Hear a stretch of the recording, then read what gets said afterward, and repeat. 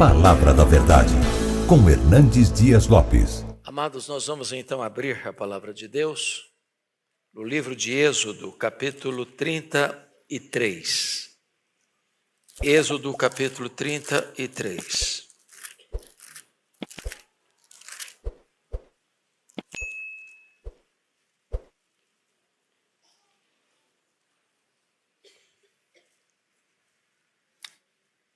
Esse texto diz assim: Disse o Senhor a Moisés: Vai, sobe daqui, tu e o povo que tiraste da terra do Egito, para a terra a respeito da qual jurei a Abraão, a Isaque e a Jacó, dizendo: À tua descendência darei. Enviarei o anjo adiante de ti, lançarei fora os cananeus, os amorreus, os heteus, os ferezeus, os heveus e os jebuseus. Sobe para uma terra que emana leite e mel. Eu não subirei no meio de ti, porque és povo de dura cerviz, para que te não consuma eu no caminho. Ouvindo o povo estas más notícias, pôs-se a prantear, e nenhum deles vestiu os seus atavios. Porquanto o Senhor tinha dito a Moisés: Dize aos filhos de Israel: És povo de dura cerviz. Se por um momento eu subir no meio de ti, te consumirei. Tira, pois, de ti os atavios, para que eu saiba o que te hei de fazer. Então os filhos de Israel tiraram de si os seus atavios desde o monte Horebe em diante. Ora, Moisés costumava tomar a tenda e armá-la para si fora, bem longe do arraial. Ele chamava a tenda da congregação. Todo aquele que buscava o Senhor saía à tenda da congregação que estava fora do arraial. Quando Moisés saía para a tenda fora, todo o povo se erguia, cada um em pé, à porta da sua tenda, e olhavam pelas costas até entrar ele na tenda. Uma vez dentro Moisés da tenda, descia a coluna de nuvem e punha-se à porta da tenda. E o Senhor falava com Moisés. Todo o povo via a coluna de nuvem que se detinha à porta da tenda. Todo o povo se levantava e cada um à porta da sua tenda adorava ao Senhor. Falava o Senhor a Moisés face a face, como qualquer fala a seu amigo. E então voltava Moisés para o arraial. Porém, o moço Josué, seu servidor, filho de Num, não se apartava da tenda. Disse Moisés ao Senhor: Tu me dizes, faze subir este povo, porém, não me deste saber a quem hás de enviar comigo. Contudo disseste: Conheço-te pelo teu nome, também achaste graça aos meus olhos. Agora, pois, se achei graça aos teus olhos, rogo-te que me faça saber neste momento o teu caminho, para que eu te conheça e ache graça aos teus olhos, e considera que esta nação é teu povo. Respondeu-lhe: A minha presença irá contigo, e eu te darei descanso. Então lhe disse Moisés: Se tua presença não vai comigo, não nos faça subir deste lugar. Pois como se há de saber que achamos graça aos teus olhos, eu e o teu povo? Não é porventura em andares conosco de maneira que somos separados, eu e o teu povo, de todos os povos da terra? Disse o Senhor a Moisés: Farei também isto que disseste, porque achaste graça aos meus olhos e eu te conheço pelo teu nome. Então ele disse: Rogo-te que me mostres a tua glória. Respondeu-lhe: Farei passar toda a minha bondade diante de ti, e te proclamarei o nome do Senhor. Terei misericórdia de quem eu tiver misericórdia, e me compadecerei de quem eu me compadecer. E acrescentou: Não me poderás ver a face, porquanto homem nenhum verá minha face e viverá. Disse mais o Senhor: Eis aqui um lugar junto a mim, e tu estarás sobre a penha. Quando passar a minha glória, eu te porei numa fenda da penha, e com a mão te cobrirei até que eu tenha passado. Depois, em tirando eu a mão, tu me verás pelas costas, mas a minha face não se verá. Eu peço que os irmãos leiam comigo, por favor, os versos 14 e 15. É uma só voz, toda a igreja. Versos 14 e 15. Está no telão, todos vamos ver. Respondeu-lhe: a minha presença irá contigo, e eu te darei descanso. Então lhe disse Moisés: se a tua presença não vai comigo, não nos faça subir deste lugar. Amém. A busca pela presença manifesta de Deus. É uma verdade teológica insofismável. Deus está em toda parte. Deus é onipresente. Nas palavras de Abraham Kuyper, não há 1 centímetro deste vasto universo, com bilhões de anos-luz de diâmetro, onde Deus não esteja presente. Mas é uma verdade inconteste também, que Deus não está presente em todo lugar com a sua presença manifesta. O que Moisés está falando aqui não é da presença de Deus no sentido de que Ele está presente em toda parte. Ele está falando da presença manifesta de Deus. Nós poderíamos definir essa presença manifesta de Deus como um verdadeiro reavivamento espiritual. Mais do que o ar que respiramos, nós carecemos da presença manifesta de Deus. O que está acontecendo aqui? Deus havia tirado esse povo da amarga escravidão do Egito, de uma fornalha de fogo, de opressão. Deus havia desbancado as divindades do Egito, mostrando que só Ele é Deus.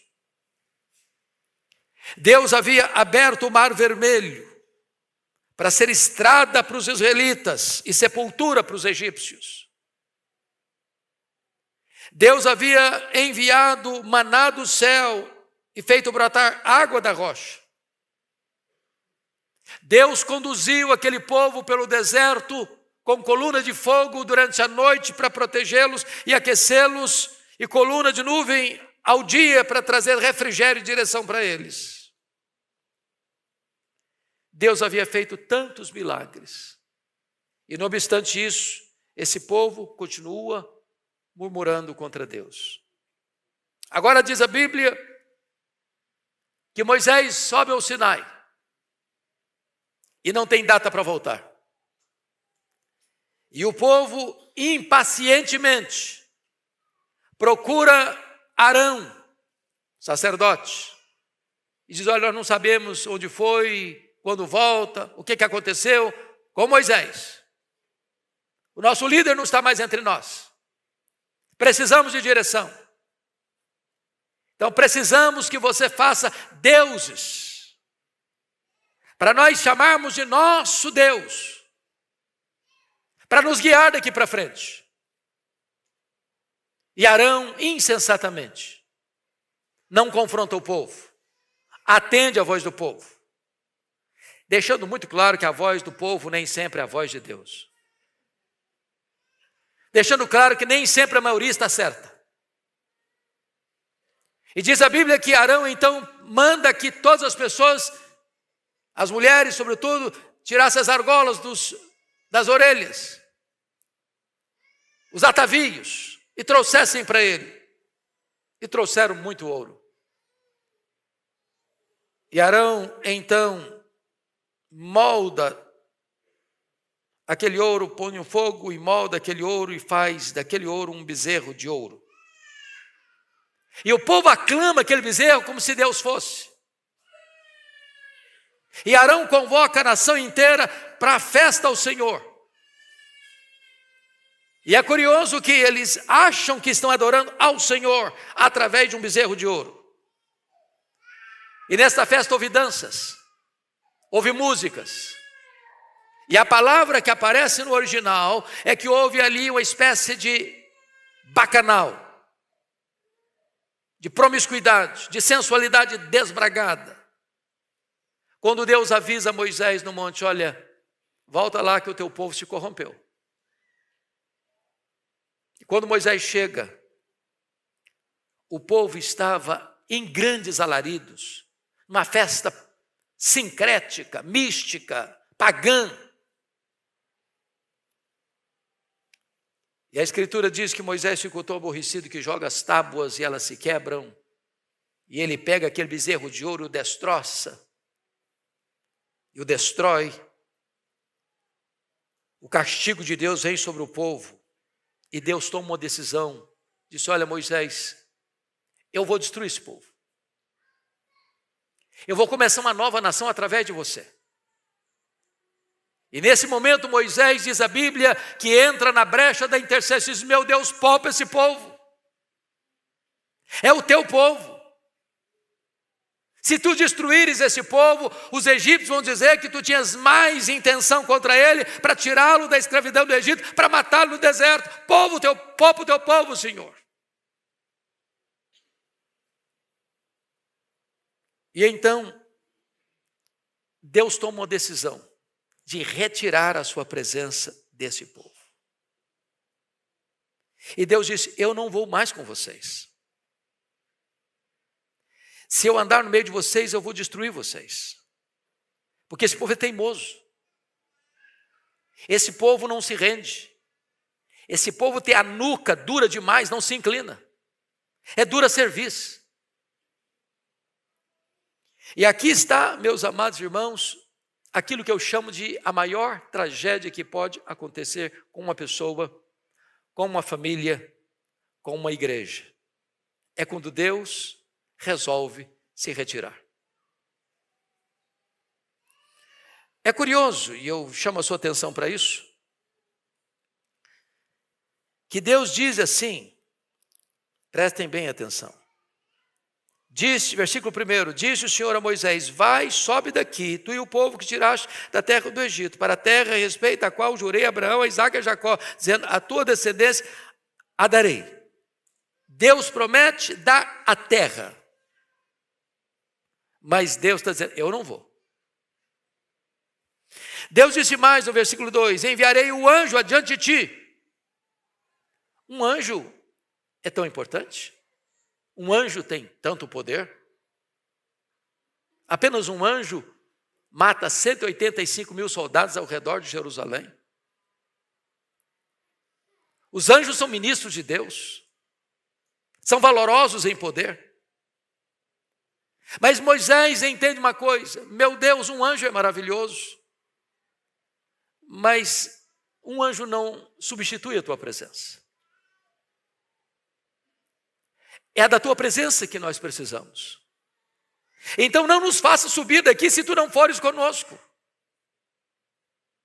Mas Deus disse mais. No versículo 2, Deus disse, eu lançarei fora os cananeus, os amorreus, os heteus, os ferezeus, os heveus, os jebuseus. Ou seja, Deus está dizendo, eu vou dar vitória para vocês. Eu vou derrotar os inimigos de vocês. Vocês são vencedores, vocês são vitoriosos.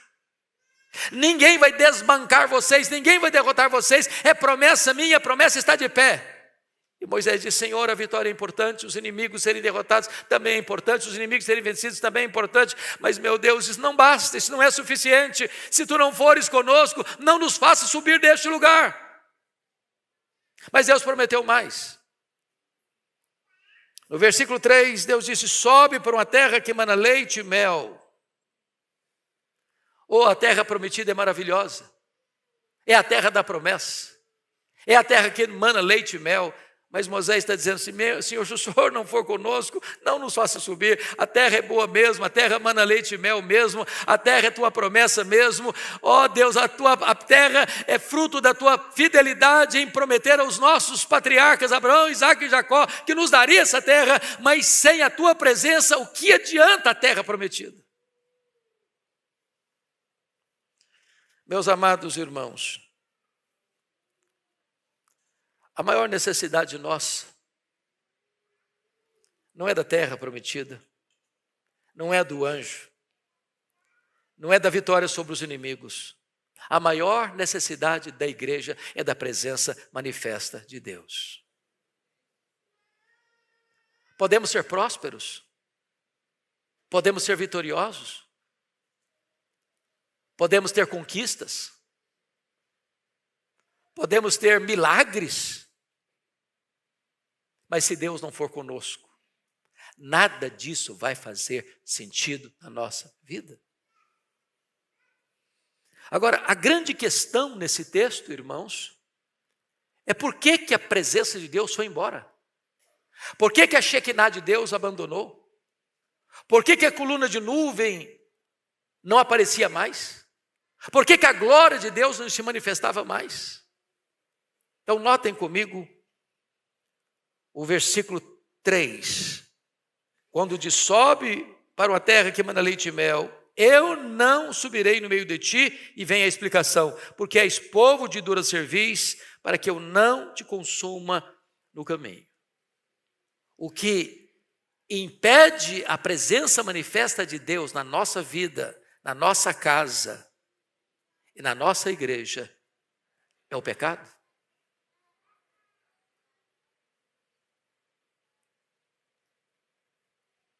Vocês se lembram de Josué 7? Quando Israel foi fragorosa e vergonhosamente derrotado diante da cidade de Ai. E Josué rasga suas roupas, se prostra no chão. E Deus diz para o povo, ficar de pé, Josué. Há pecado no meio do arraial, e enquanto o pecado não for removido, eu não serei convosco. Enquanto o pecado não for removido, não podereis resistir aos vossos inimigos. A fraqueza do povo de Deus não tem a ver com as suas limitações físicas, ou econômicas, ou estratégicas, militares, não. A fraqueza do povo de Deus tem a ver com o pecado. É o pecado que nos enfraquece. Porque é o pecado que nos livra da maior bênção, que é a própria presença do abençoador.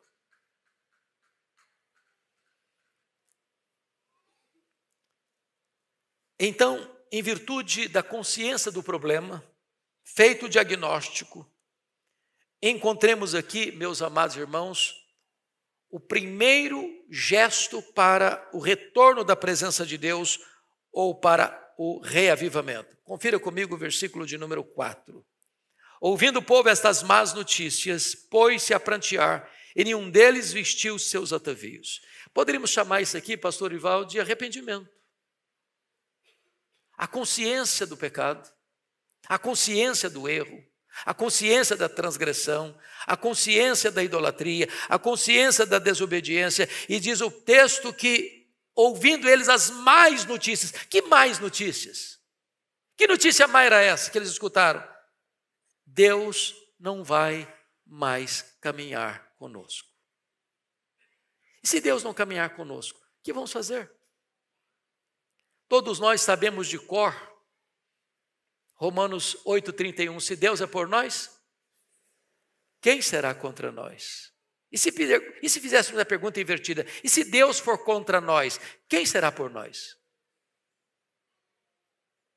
Se há a presença de Deus, que é a coisa mais deliciosa que pode existir na vida, e se essa presença for embora? E se na nossa casa estiver Icabode, foi-se a glória do Senhor, o que será de nós? Então coube ao povo um gesto de arrependimento, e o fato é que eles prantearam, eles choraram. Não é apenas um choro emocional, não, é um choro de arrependimento. Mas não basta apenas esta emoção de tristeza, é preciso um gesto prático de arrependimento. É por isso que o verso 4 diz, e nenhum deles vestiu mais os seus atavios, porque esses atavios eram exatamente a ponte entre eles e a idolatria. Eles pegaram esses atavios e fizeram deles uma divindade, um bezerro de ouro, que levou a nação à ruína. Notinha de rodapé. O pecado desta geração pode ser o estímulo para as futuras gerações pecarem mais contra Deus. Porque notem vocês que em 931, e nós estamos falando aqui do ano 1500 aproximadamente, 500 anos depois, ou um pouco mais, depois da morte de Salomão,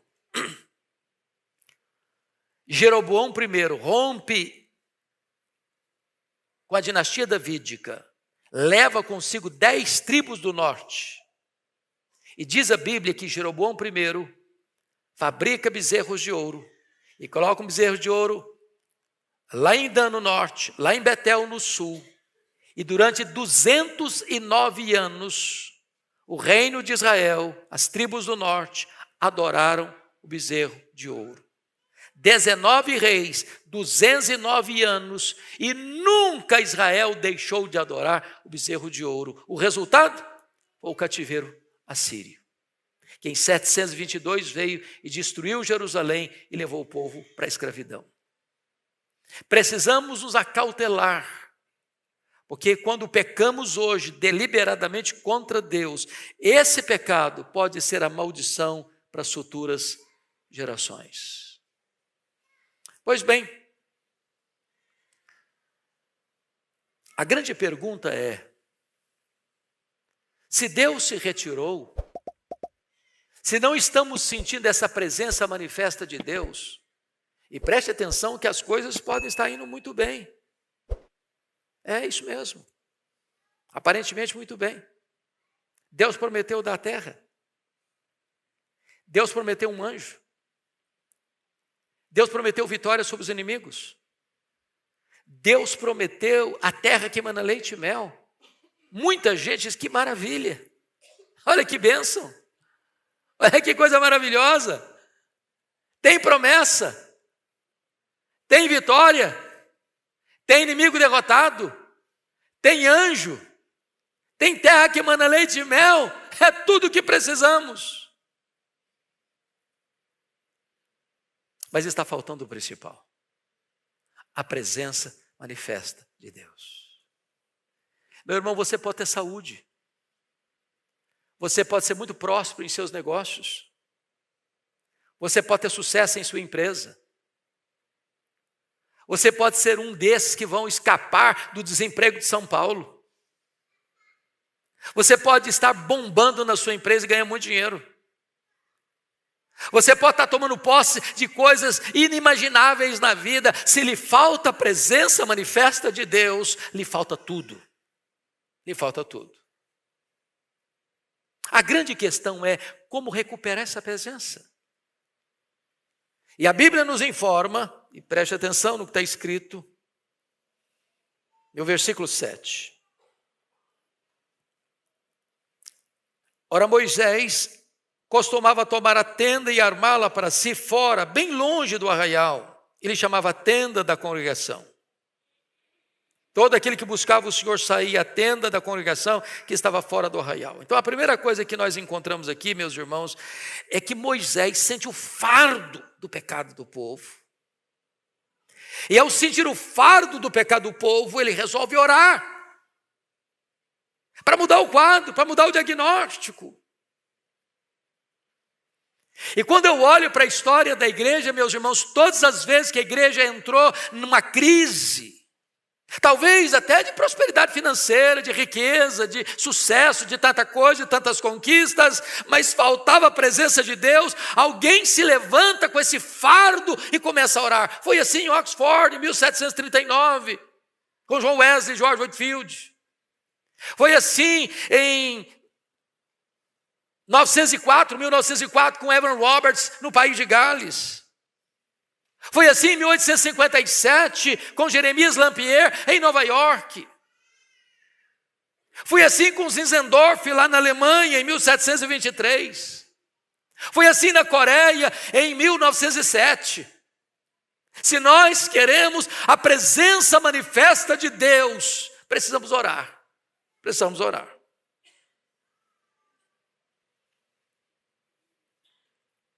Notem vocês que Moisés não está satisfeito com as promessas de Deus. Ele quer mais, ele quer a presença de Deus. E é por isso que ele arma uma tenda fora do arraial. Por que fora do arraial? Porque o arraial estava contaminado. poluído, maculado pelo pecado. E quando ele arma a tenda fora do arraial, ele quer dizer consagração. Agora, note uma coisa, ele vai sem alarde. Ele não usa um megafone para dizer, olha, está na hora de todo mundo orar, está na hora de todo mundo vir para a tenda da congregação. Não, ele vai. Ele vai. Ele vai só. Vai sem alarde, vai sem propaganda, vai sem holofote, vai sem palco, vai sem luzes da ribalta. Todo aquele que buscava o Senhor ia para lá orar com ele. Agora, note uma coisa. Não espere que toda a congregação veja o exemplo da liderança e siga a liderança. Não espere. Aliás, note vocês, os avivamentos começaram com uma pessoa. De repente alguém vai. Alguém se aproxima. Eu tive, pastor Ival, presbítero, uma experiência muito marcante quando eu estava no seminário, no 4º ano. Eu me considerava um aluno muito aplicado. Tirava excelentes notas. Era estudioso até porque eu não tinha nenhuma habilidade para esporte, então não adiantava eu ir lá para o campo, porque ninguém me escolhia mesmo, era reserva dos pernetas. Falou, então vou estudar, o jeito é estudar. Até que eu vou pregar em Franca. E uma jovem, numa reunião da mocidade, me fez uma pergunta que eu nunca esperava que alguém fosse me fazer. Ela disse, bom, você é seminarista e tal, mas como é que está a sua vida com Deus? Eu não esperava jamais que alguém me fizesse essa pergunta. E eu disse para ela, olha, na verdade, eu acho que está bem, mas eu acho que eu não tenho buscado a Deus como eu precisaria buscar. E lá no seminário, naquela época, tinha uma sala de oração. Tinha uns móveis velhos lá, uns sofás bem antigos. E eu tomei a decisão de ir sozinho para lá orar. Todo dia. Gastava ali 1 hora orando. Lia a Bíblia, ajoelhava e orava. Sozinho, sem falar nada para ninguém. Daqui a pouquinho, um colega me viu e foi comigo. Depois outro colega viu e foi comigo. Outro colega viu e foi comigo. Daqui a pouquinho aquela sala estava cheia.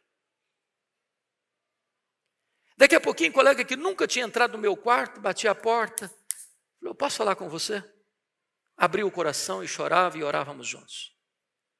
E Deus foi derramando a sua graça de uma maneira tão linda.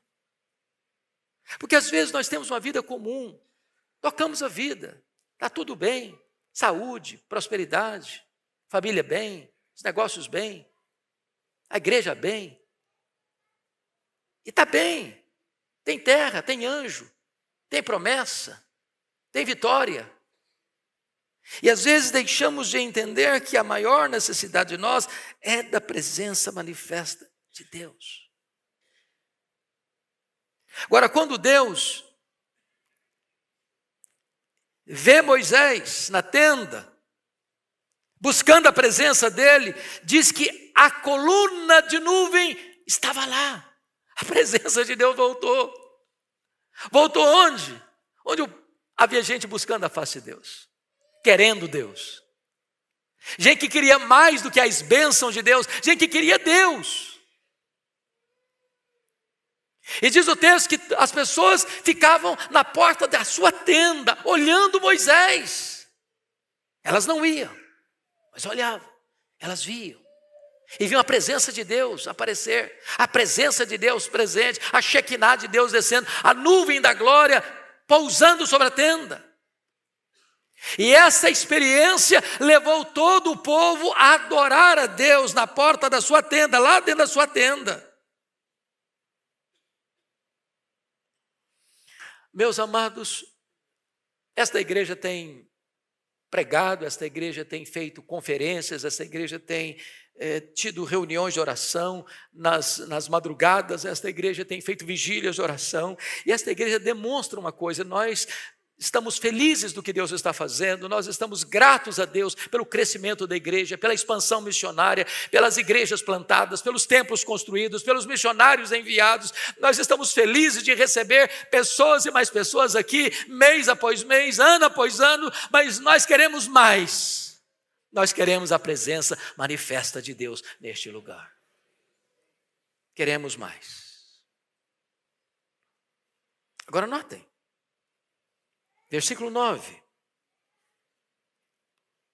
Uma vez dentro Moisés da tenda, descia a coluna de nuvem e punha-se à porta da tenda, e o Senhor falava com Moisés.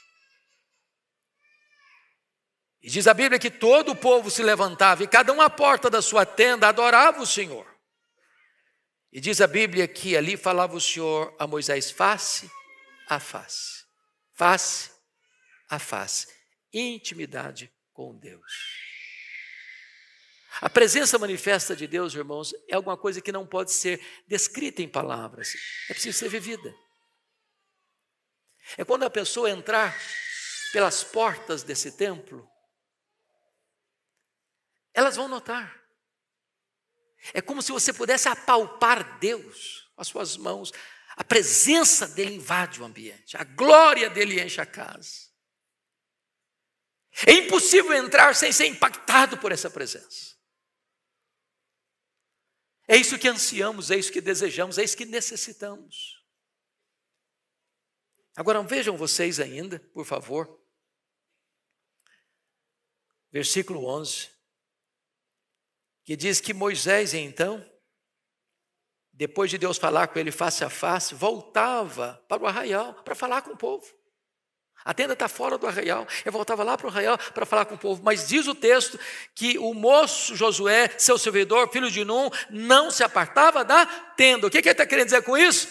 Deus tem mais. E nós não vamos perder nada daquilo que Deus tem para nós. Fica aqui, Josué, porque Deus já se manifestou, a glória já chegou, a Shekinah já desceu, a coluna de nuvem está sobre a tenda, e eu vou lá falar com o povo, mas fica aqui, porque Deus tem mais para nós, e nós queremos tudo quanto Deus tem para nós. Nós não queremos nada que não seja de Deus, mas tudo quanto Deus tem, nós queremos. Deus tem mais, Deus tem infinitamente mais para o seu povo.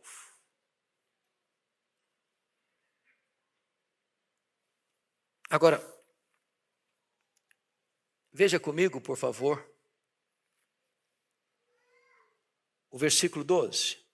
Disse Moisés ao Senhor: Tu me dizes, faze subir este povo, porém não me deste saber a quem hás de enviar comigo. Deus já tinha dito que era o anjo, mas ele está querendo mais.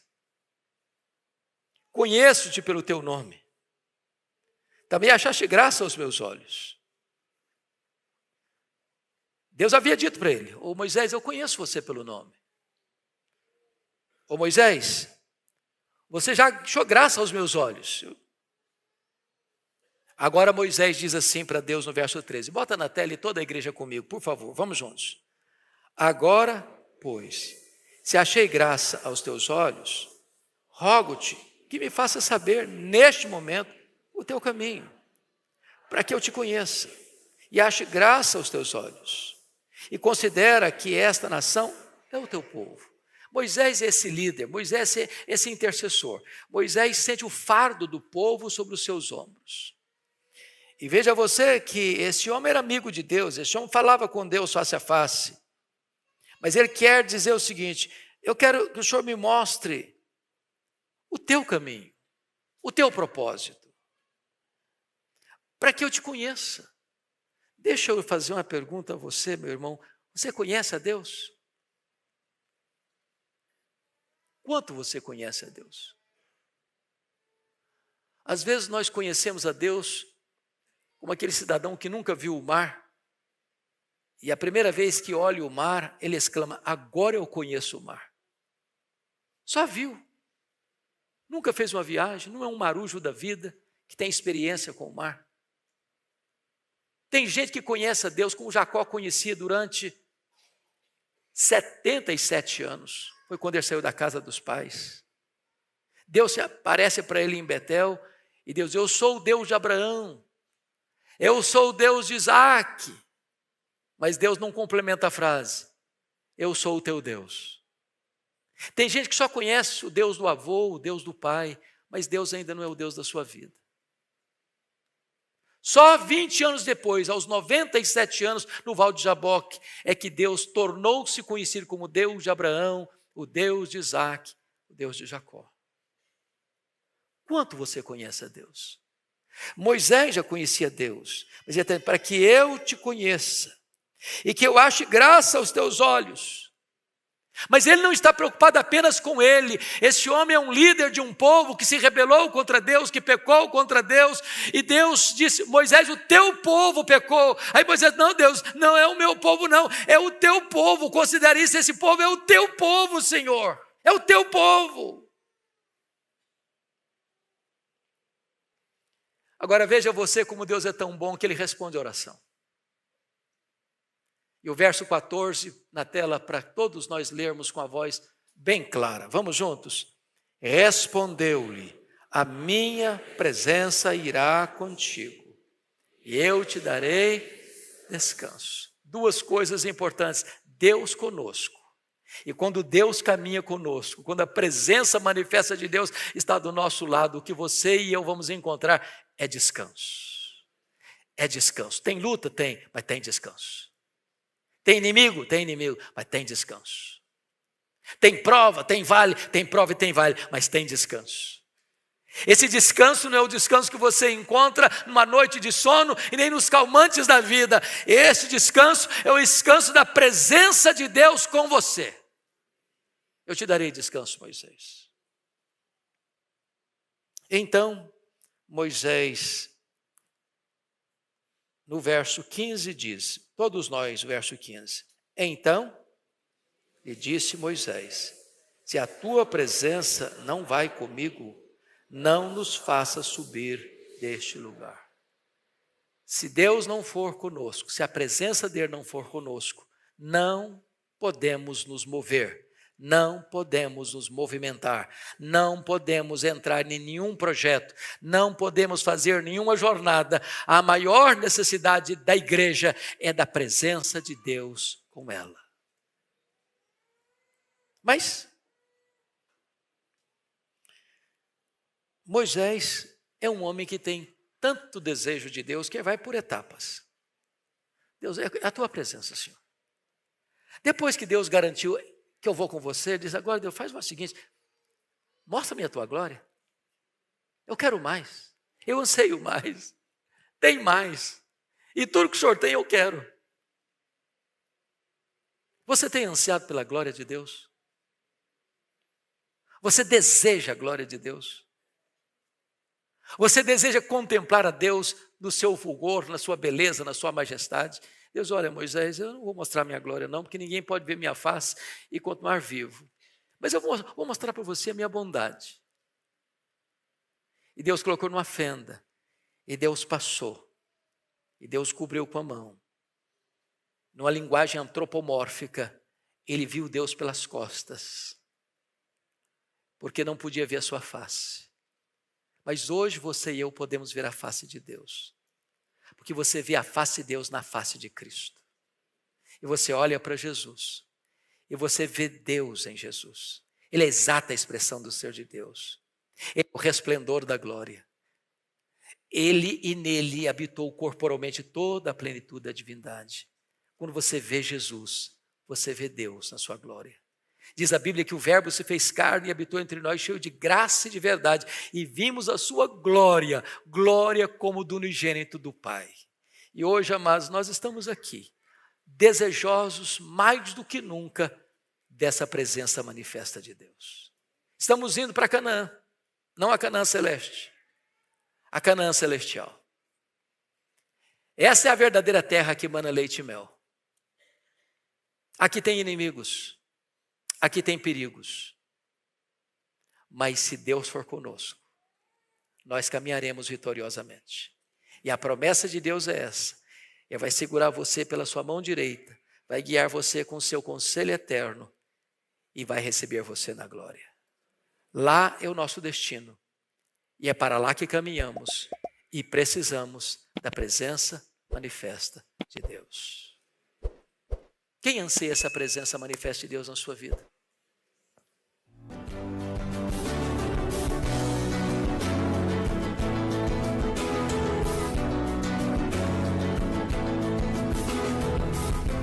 Palavra da Verdade, com Hernandes Dias Lopes.